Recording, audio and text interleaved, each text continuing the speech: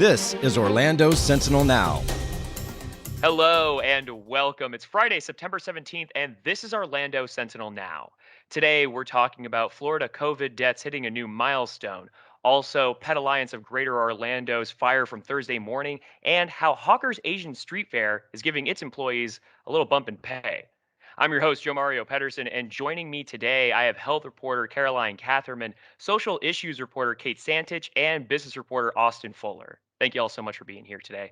Let's go ahead and jump right into it. Caroline, I want to come to you here for one of your latest headlines. Lost to COVID-19, more than 50,000 deaths in Florida. This is a pretty alarming milestone that we just recently hit, and want to talk to you about what we've learned from that and in regards to where we are with the fourth wave of COVID-19 here. It's a really grim milestone, and a lot of the deaths came during the fourth wave, this most recent surge. I know in Orange County, August was the pandemic's deadliest month. The most people died, and as more deaths come in, that number will likely get even higher because deaths can sometimes take, up to weeks, months to be officially reported. And so the fourth wave is dying down now. For the last few weeks, we have seen a decrease in hospitalizations.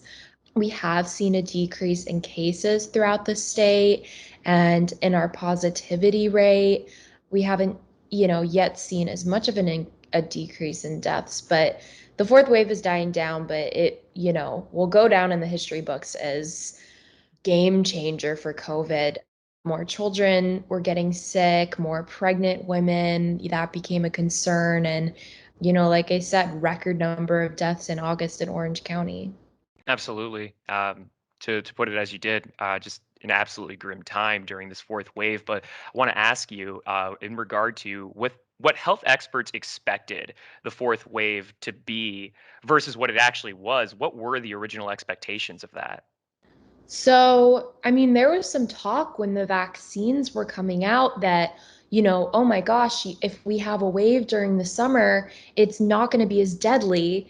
And, maybe we won't see as much serious illness. But of course, our vaccination rates never really reached the point to make that true. During this wave, people had relaxed our precautions with mask wearing and social distancing that we had previously been adhering to in past waves. So that was definitely a factor. But I think suffice to say that health experts at first thought this wave wasn't going to be as bad as the past.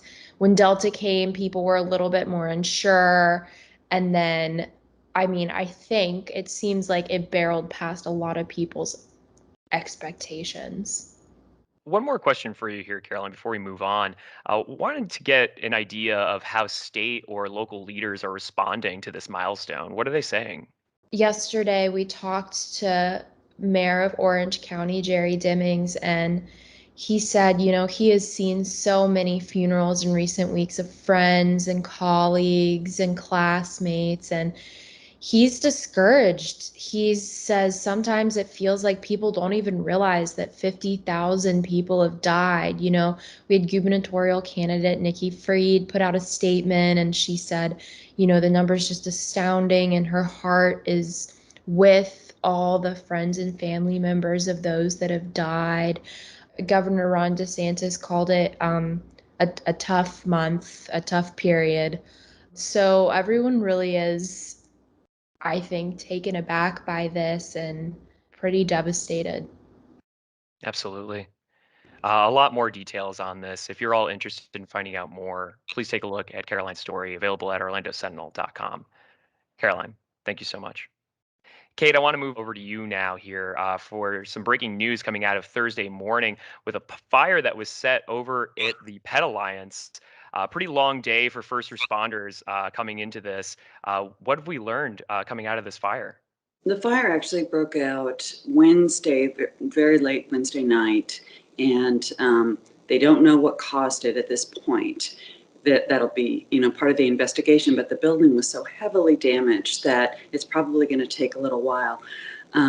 Unfortunately, we know that 17 cats were killed in the fire. It's heartbreaking. The area that the cats were in is closer to where the fire started, which was somewhere near the veterinary clinic that they have on site there. This facility sits right across from Orange County Animal Services, which has its own shelter, and it's near the mall at Millennia. It's a building that was constructed in the 1980s. So, we don't know if this was like perhaps old wiring. The roof, which is, provided a lot of fuel for the fire, unfortunately, was actually just replaced 6 months ago. So it was a, fairly new roof. And the building itself is concrete, but when the roof went in flames, then that caused all that damage, and it actually collapsed inward on those areas. They were able to get 26 dogs out. The dogs were in a part of the building that was farther back, and so they got all of the dogs, all 26 dogs, and of the cats, they think they rescued 20, and hopefully all of those will survive. We don't know yet. Some of them were pretty sick, but they're taking all of those animals. Once they've been medically cleared, they'll be at the Sanford location. The Pet Alliance has a location there with a veterinary clinic and adoption center, and those animals will all be available for adoption. So hopefully, they'll end up in some wonderful, loving homes and be able to, recover.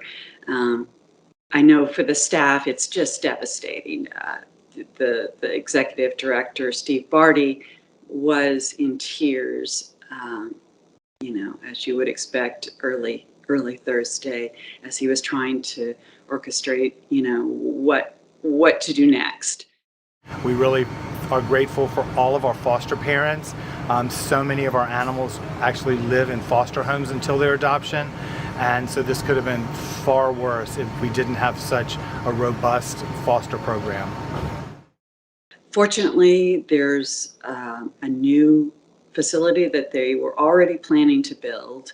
So they'll get set up there, because there's so much damage to this building that it just would be a rebuilding point at this juncture anyway. So, Kate, just a quick background here on Pet Alliance itself. As you mentioned, it's right next to Orange County Animal Services. What is Pet Alliance, and how is it different exactly? So it used to be the Humane Society organization for Central Florida, and really their focus is on animal welfare, on adoption. It's a no-kill shelter, so every one of those pets that goes through there, is eventually adopted. They've worked really hard on that. They've worked with a lot of foster groups to make those animals adoptable, and they've done a really impressive job. They have a good reputation. If you're all trying to follow the updates and the details on the story, take a look at Kate's work at orlandosentinel.com. Kate, thanks a lot. Thank you. All right, Austin, I want to come over to you now. One of your latest headlines: Hawkers Asian Street Foods staffing woes were a mess. Raising wages fixed it. Imagine that. So we've got a bump in pay here for employees over at Hawkers. How much are we talking? Sure. So Hawkers in June raised their non-tipped minimum wage to $15 an hour. It's $8 an hour for tipped employees. But not only did they raise their minimums, they also gave raises to employees who were making above that amount. So more than 70% of their staff ended up getting a pay increase. Now, in regard to those increases, is that keeping up with the national trend of sorts, or is that ahead of the curve? Restaurant wages are going up. As you know, Florida's minimum wage is set to go up to $15 an hour by 2026. So it's certainly ahead of the minimum wage in Florida. 75% of restaurants right now say their top challenge is recruiting staff. So it's not totally surprising that someone tried to raise their wages. For hawkers, they were also having staff issues, which, we've reported on the issues with restaurants trying to fill employee positions throughout the last year. And after this raise, they said their turnover dropped by more than 40%, and they're no longer in crisis mode. I'm glad you brought that up as far as that turnover goes. Why is it so beneficial for hawkers to make sure that that turnover actually remains lower in the long run? Well, like we said, restaurants have had a hard time filling employees. If you don't have employees, you can't run a restaurant. But in terms of the expense of this, not having to replace those workers, they don't have to spend money on training. They don't have to take their managers all out of the restaurant, helping guests to find and hire and train people. And also if you've been there longer, your productivity increases. So there's all kinds of benefits that actually helps offset the cost of raising wages. Well, one more point I want to make here, Austin. From what I gathered in your report, it didn't sound like it was just a bump in pay, but it sounded like benefits also increased as well over at Hawkers. Is that right? Yeah, Hawkers has been rolling out a lot of benefits or improvements along with this. They have a 401k program for employees who average 20 hours per week and have been with the company for 6 months. They're also focused on restaurant employee development. They're holding feedback sessions to consider other changes to improve the workplace. In the past, we've reported on how it's not just the money, but people who work in these jobs want to see a career ladder. One day maybe I could become manager, etc. And so I wouldn't underplay the value, and Hawkers also working to bring more of a focus onto employee development. Absolutely. For more on that, take a look at Austin's story available at orlandosentinel.com, where, of course, you can catch all the other stories that we talked about here today, as well as all the stories going on in and around your community. For those of you who are subscribers to the Orlando Sentinel, thank you so much for continuing to support our work and supporting local journalism. If you want to become a supporter, it's easy to do so. All you need to do is visit orlandosentinel.com/subscribe.